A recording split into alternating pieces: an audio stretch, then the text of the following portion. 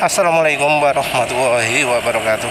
Ya mungkin bisa lihat ya Bapak, banyak ya yang melakukan olahraga pagi, lari-lari gitu, jalan kaki.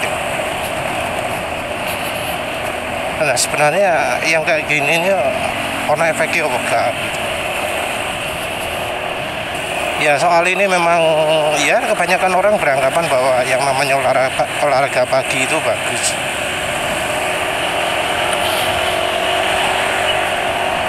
Bersepeda itu sehat ya. Tapi apa memang benar ya bikin sehat? Karena ya selama ini kalau soal bukti ya, ada sih orang yang ya olahraga pagi malah jadi makin sakit ketika sedang olahraga. Ya namanya kesehatan juga macam-macam. Ada yang dilarang untuk capek-capek, tapi juga kemudian karena ya terlalu rileks jadi muncul penyakit lain. Nah kalau penyakit sih ya menurut penulis ada yang datangnya dari luar, ada yang karena makanan, selain dari kurang aktivitas ya. Tapi rasanya nggak sedikit juga vonis dari dokter yang ngomong kurang beraktivitas. Nah, aktivitas yang seperti apa sih memang yang diperlukan?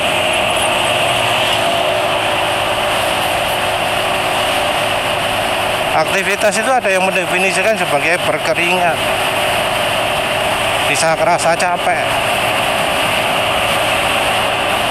Untuk mencari berkeringat, ada yang nggak melakukannya pagi-pagi, dilakukannya pada saat siang-siang. Untuk mencari capek, ada yang melakukannya dengan jarak jauh. Ya masing-masing ada keunggulan kelemahan sendiri-sendiri sih. Kalau siang-siang ya cepat berkeringat, apalagi kalau tutupan total gitu ya. Cuma nggak enaknya panas. Jadi ya kadang ada yang melakukan di siang hari panas-panas, tapi dilakukan di tempat yang teduh. Jadi jalan masuk perumahan penulis itu kan banyak pohon, itu juga tempat populer. Tempat tadi yang banyak orang jalan-jalan juga populer karena banyak pohon. Seandainya nggak banyak pohon ya rasanya orang nggak bakal ke situ ya. Terus ada juga yang melakukannya pagi-pagi. Tapi pagi-pagi itu ya juga belum tentu sehat ya. Karena ya ada yang yakin bahwa udara dingin, terlalu dingin itu nggak sehat untuk tubuh. Terutama saat pagi-pagi ada kabut. Nah, ada yang ngomong bakal mempengaruhi kalau kena paru-paru basah gitu. Orang-orang juga memilih tempat teduh pada saat pagi-pagi, walau ya bukan karena alasan terlindung dari sinar matahari, tapi karena berpikir udaranya bakal lebih segar. Kalau soal itu entah ya. Tapi yang jelas ya sekitar tempat penulis ini termasuk udaranya cukup segar karena ya sudah cukup banyak pakai cemenita, jadi udara yang bikin sesak biasanya udah turun.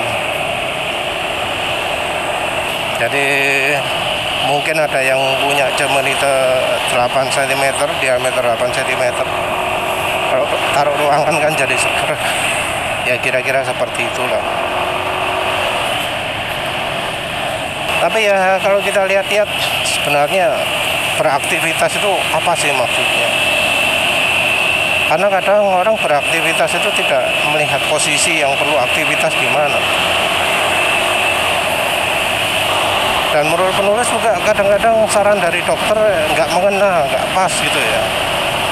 Karena ya dokter juga pengetahuannya lebih ke pengetahuan umum kadang, bukan pengetahuan spesialis.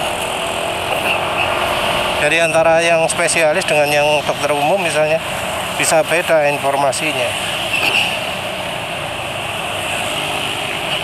Yang perlu diperhatikan juga adalah yang namanya aktivitas itu ya perlu ada aktivitas yang bisa langsung di stop,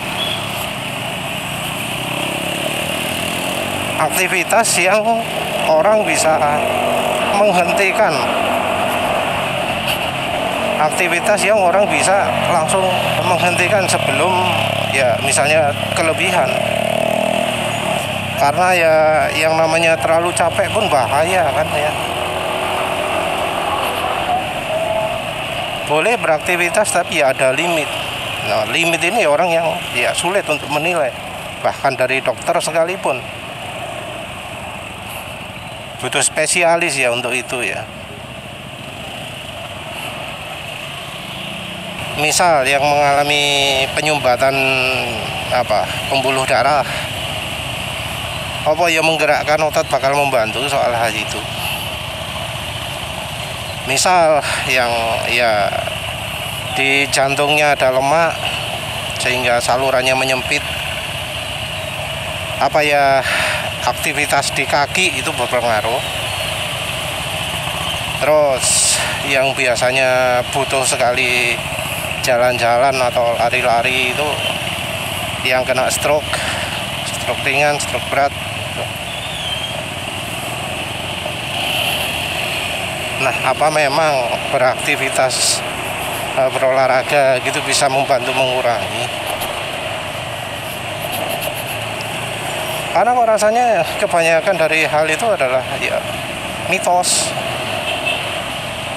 Efektifannya juga ya gak jelas. Dan sayangnya omongan orang yang benar-benar tahu itu kok rasanya tenggelam gitu. Jadi karena lebih banyak yang percaya mitos, akhirnya yang mitosnya yang jadi lebih banyak beredar. Sementara informasi yang ya beneran, informasi yang betul-betul membantu jadi tenggelam, jadi hilang. Ya repot memang ya, karena memang spesialis pun kadang sumber informasinya dari pendapat umum.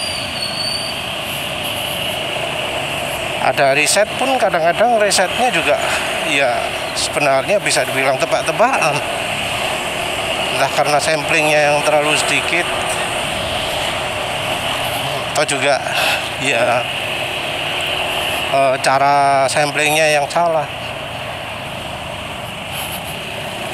Kalau menurut sendiri ya termasuk yang ya nggak perlu lah melakukan olahraga yang sampai lari-lari, jalan-jalan.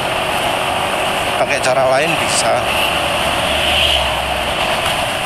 Dan kalaupun ingin melakukan ya di tempat seperti itu ya harus ada orang lain.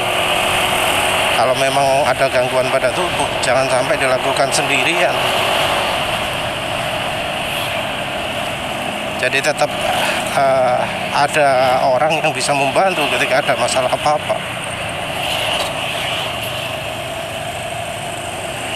Tapi ya memang kegiatan seperti itu juga kadang bukan untuk sehat saja, kadang untuk melakukan sosialisasi.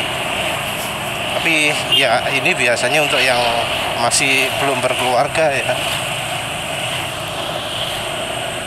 Tapi untuk mereka yang belum berkeluarga ya biasanya itu adalah mereka-mereka yang walau tidak melakukan kegiatan tersebut ya bisa tetap sehat. Ya ironinya seperti itu. Nah kesimpulannya apakah memang perlu ada kegiatan seperti itu? Ya kalau menurut penulis sih ya mungkin perlu ada rutinitas kegiatan. Yang penting jangan terlalu berlebihan. Ringan-ringan saja tidak masalah.